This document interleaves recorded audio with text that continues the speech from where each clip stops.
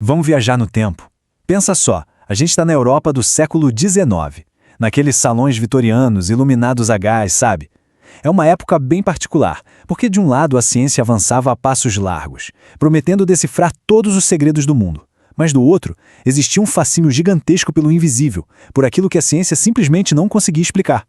É exatamente nesse cenário, entre o brilho de candelabros e o peso das cortinas de veludo, que a nossa história de hoje começa. Pois é.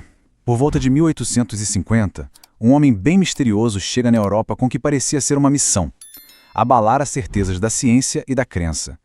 E para pessoas importantes da época, como o pensador Allan Kardec, a chegada desse homem não foi um mero acaso. Não, foi vista quase como um evento planejado, algo destinado a desafiar de frente a era do materialismo. Tá, mas quem era essa pessoa no centro de toda essa agitação? A gente está falando de um verdadeiro enigma da alta sociedade, um médium que circulava entre a elite europeia. O nome dele era Daniel Douglas Home. Home nasceu lá na Escócia, mas foi nos Estados Unidos que ele começou a construir a sua fama.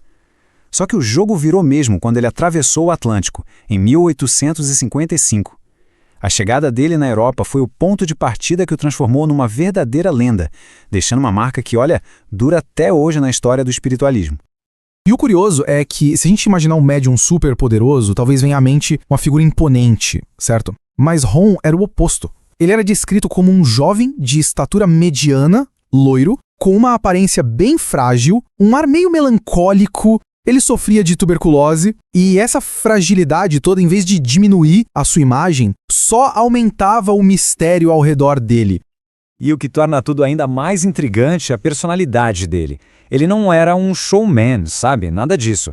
Pelo contrário, era um cara de maneiras gentis, com uma modéstia que chegava a ser excessiva e que fugia de publicidade. Ele não se via como um mágico ou um realizador de milagres, mas sim como um instrumento passivo de coisas extraordinárias que simplesmente aconteciam ao redor dele. E essa postura de ser só um canal nos leva direto ao ponto principal da sua fama, os fenômenos inexplicáveis que aconteciam na presença dele. Coisas que desafiavam tudo que a ciência da época conhecia e acreditava ser possível.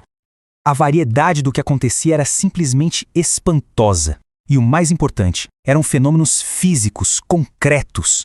Mesas pesadíssimas de madeira flutuavam no ar. Acordeões tocavam melodias sozinhos, suspensos no ar. Batidas e sons vinham do nada. Aparições luminosas se formavam no meio do salão. Eram coisas que podiam ser vistas e ouvidas, testemunhadas por dezenas de pessoas muito respeitáveis da sociedade. E agora vem um detalhe que deixava os céticos de cabelo em pé. Diferente da maioria dos médiuns que precisavam da escuridão total para fazer seus supostos truques, o Home, bom, ele realizava sessões dele à luz de velas, e muitas vezes até em plena luz do dia. Isso tornava qualquer acusação de fraude, convenhamos, muito mais difícil de provar. Existe um relato que descreve uma cena totalmente espontânea. Imagina só, durante um almoço, sem nenhum tipo de ritual ou preparação, a mesa de jantar, uma mesa bem pesada, simplesmente se ergue no ar no momento em que um criado se aproxima com uma bandeja. O susto do criado foi tão grande que ele deixou tudo cair, enquanto a mesa deslizava sozinha pela sala. Isso mostra como as coisas aconteciam assim, de repente.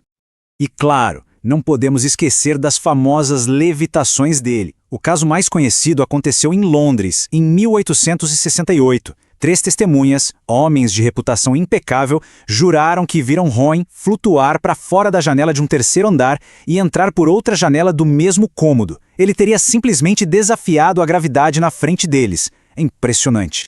Ok, a gente já viu o que acontecia. Agora vamos tentar entender o porquê. Para o movimento espírita que estava crescendo naquela época, esses fenômenos todos não eram aleatórios. Não, eles tinham um propósito muito claro. E Home era visto como a peça central de uma missão quase orquestrada. A ideia principal era a seguinte: Home não era a causa dos fenômenos, ele era o canal.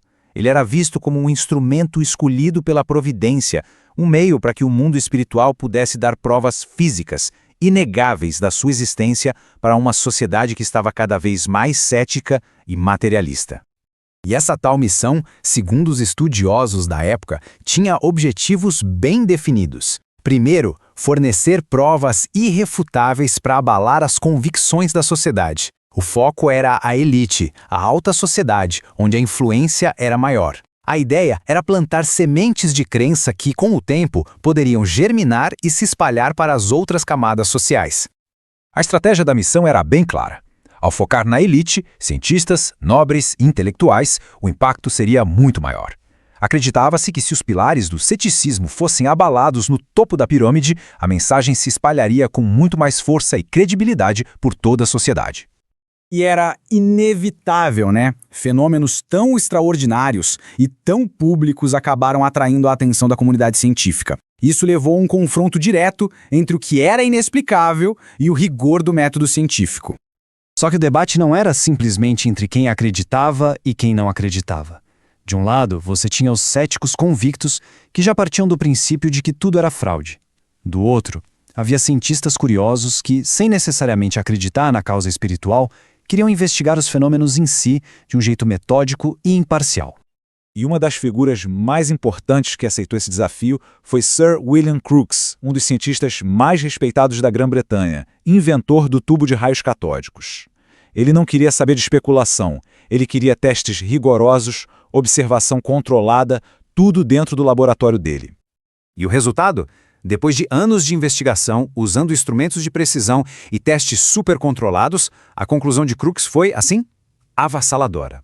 Ele declarou publicamente que, embora não soubesse explicar a causa, ele podia afirmar que os fenômenos que viu com Home não eram resultado de fraude.